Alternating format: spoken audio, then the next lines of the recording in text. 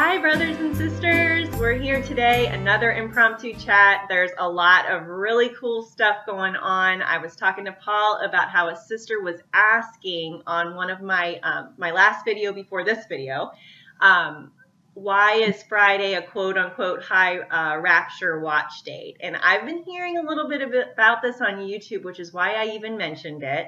You know, I'm eminence all the way. But I definitely take note when all the watchmen's radars are, you know, going up. So, hi, Paul. Hey, how are you doing? Good. Great to see everyone. It's just a wonderful day. This is the day that our Abba Father has made. Let us rejoice and be glad. Oh, it's wonderful to just study his word and to be able to have fellowship like this and to be with all of you. Oh my goodness, it's wonderful. And it's so great. It's so great to be here. Absolutely. So a lovely sister, Jeannie Hardesty, you can see her YouTube video here on the screen, and she's saying March 16th could be a very big day. Here's why. And she's talking about what Chad from Watchman on the Wall 88, and I'm going to go over here real quick. Watchman on the Wall 88 has a video called The Third Temple Calendar Launches This Saturday on the New Year of the Kings. And there was a comment underneath Chad's video that Jeannie brings up. I'm just going to really quickly read certain points. This is some of his studies. He's a guy that likes to look at the luminaries, and he notes that on March 16th, there's a corona astrolids meteor shower that's peaking on March 16th, and apparently it does this every year. And it's another sign of the beginning of the new year. The constellation Corona Australis borders the constellation Sagittarius and Scorpius and ABBA. The intersection of the two circles of Sagittarius and Scorpius create the Vesica Pisces and is known as the Golden Gate of Heaven. The Vesica Pisces is a reference to Christ. So that brought up, again, the radar goes off. And I'm remembering when Paul and I were talking about the mosaic that was just kind of, you know, put in the news. And I have it here on the screen. And in the center of the mosaic that speaks of Jesus as God from about 230 AD, in the center of it is the picture of the Pisces fish going different directions. It's amazing. A lot of connections here. Paul and I were on the phone. I'm going to let you tell this part of the story about the communion table and what we were talking about. The thing that was interesting about the mosaic, now you actually filled me in on this more because I watched your video. I didn't actually read the full article about it. Is that this was a communion table. There was a communion table at the site, and that was what this whole mosaic was, a memorial for that. Yeah. That's why they have to close this prison down so that they can excavate further and find more things and kind of maybe build this home that was used as a church. Is that, or a home church, or a an assembly is probably a better word than church. Yeah. An assembly, a kodashim, a group of called out ones. We were talking about what is a communion table for? And what do you do before you accept communion? It's an examination of self. It's an examination of self, and not your brother. Right. And right, exactly. And the timing of this is so amazing.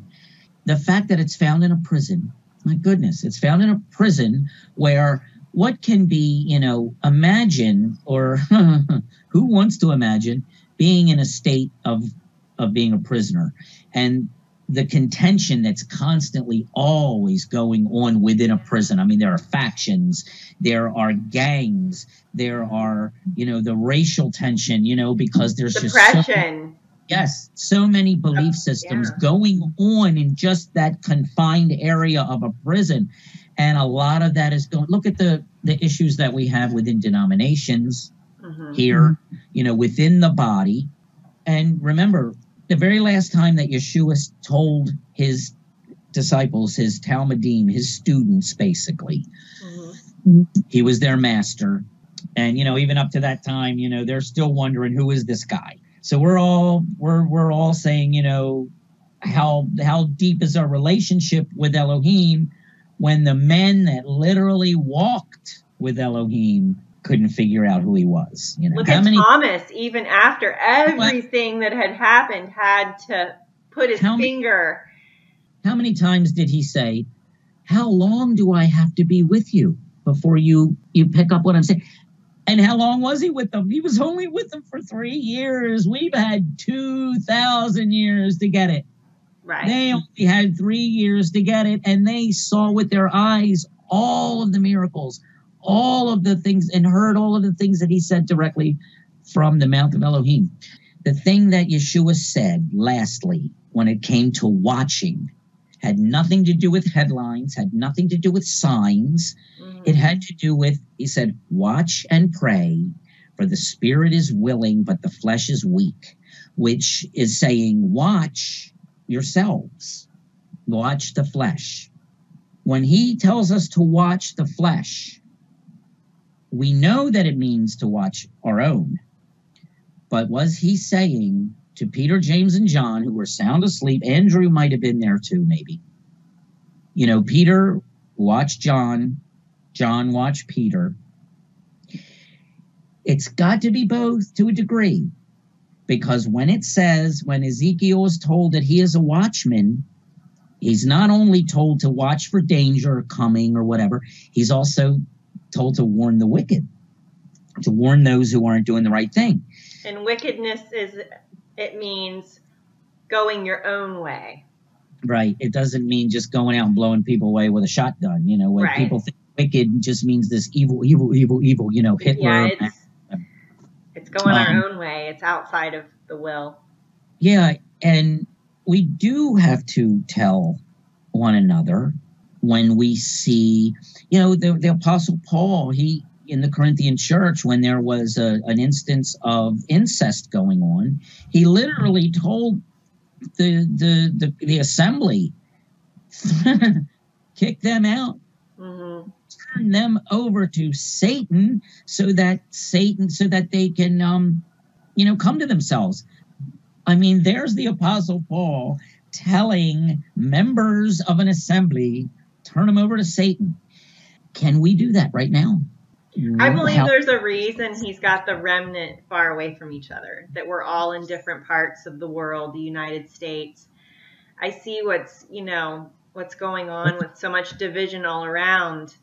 And I think in order to preserve us from each other, he has to keep us to some degree separate. We're together, but we're separate. We have a way to be together and to fellowship. We need to be more careful and respectful. But I think in a way he does this to preserve us. I think what we have to realize is that the job of a watchman, when I first thought of it, I thought that it was just to be, the headlines say, comparing the headlines and what's going on today, watching signs and comparing it to what the scriptures say with regard to prophecy. But then I read in Ezekiel 33, tell the wicked doing wickedly. Right. So it does go further than just, talking about headlines, what Trump did today and what, whatever. Speaking of which, I do have another headline, and I didn't read this before. I mentioned it about Chad from Watchman on the Wall 88 about the Third Temple calendar launching this Saturday. So I kind of, went through the connections between what Jeannie was saying, what Chad was saying, and the whole Pisces Christ connection on this mosaic, and our thoughts on, examining ourselves and the communion table that was found there at the mosaic. But back to what the sister was asking about the high rapture watch period and why is everybody looking at this Friday? So maybe not everybody has seen Chad's video, but he leaves a link to breakingisraelnews.com. And here, I'll leave a link to it underneath this video too. Third Temple calendar launches this Saturday on the New Year of Kings. And again, I talk about my radar going off. All I can think of is when Anne Graham Lotz was speaking in front of the kings of the earth, you know, talking about the rapture. She reads those rapture verses right out of the Bible in front of Trump. And I don't even know who all was there, but there were important people there for Billy Graham's funeral service. And here we have a temple calendar. This is the foreshadowing of the third temple. As pre-tribulational believers, we know that we're only going to get so much further before we're out of here, because we're not going to be here to see the abomination of desolation that happens in the temple.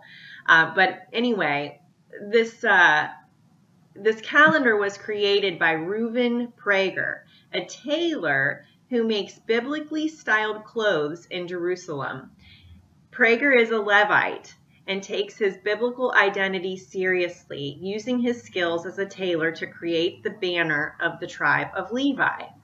This Saturday will be the first day of the Hebrew month of Nisan, so it will be Nisan 1, which according to the Bible is the first day of the year. This fact is only noted on the King's calendar, a new calendar specifically designed for use in the third temple. And here on the screen is, you know, a rendition of what he's working on, the front cover of the King's calendar. And it's got the 70 for the 70th anniversary for Israel on it. Okay.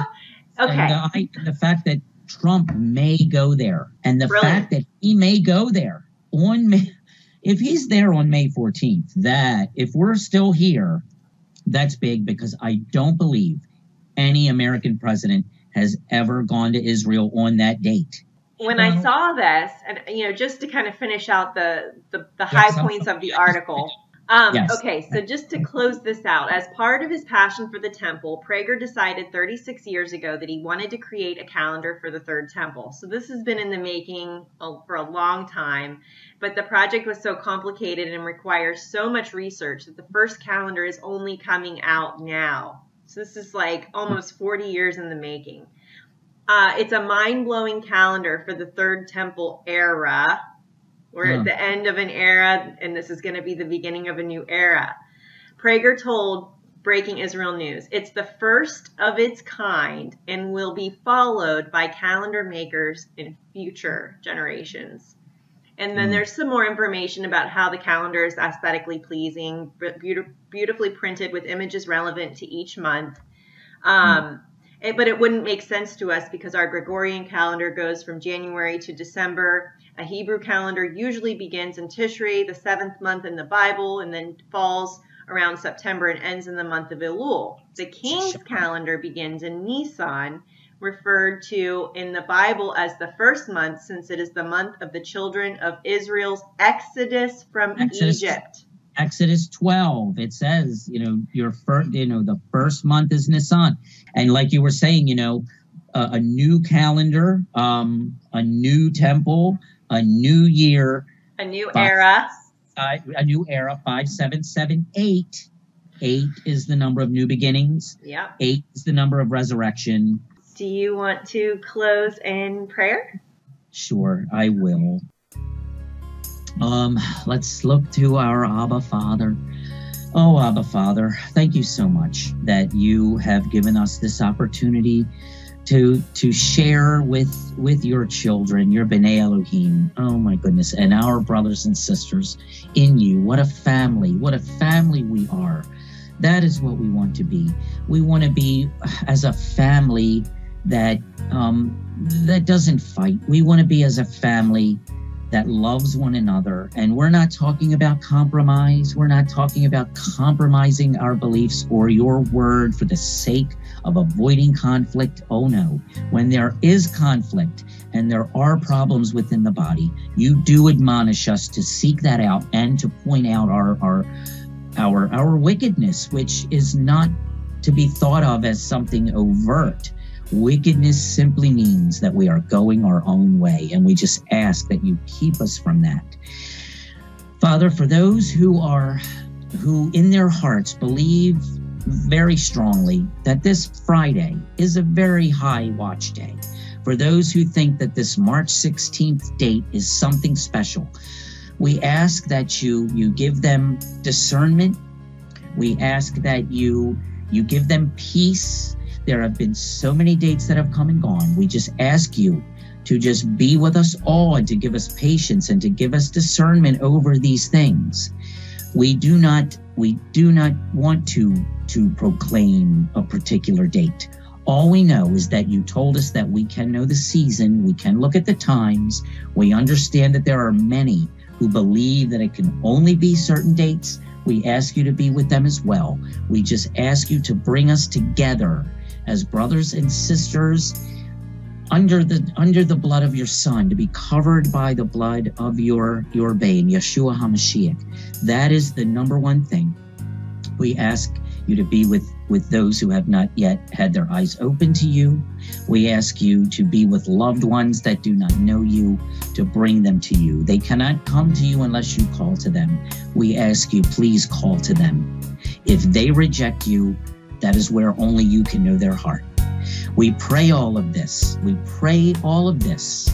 And we ask you to guide us and protect us in your Son's holy, Kodesh, precious name, Yeshua HaMashiach.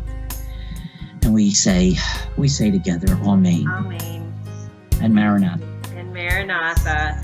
Well, thanks everyone for listening and watching. And we are living in very exciting times. And I first started making videos, I would always, and email people, leave comments. I hope we made sense. That's, we hope that we have edified and comforted and, given you information. We would never knowingly try to misrepresent this. This is our prayer of all prayers, to constantly stay in this, not to add or take away, and to possibly, with the help of our Father, to rightly divide. Amen. Thank you, Paul, for joining me today. Glad to be with you and with all of you. Absolutely. Goodbye.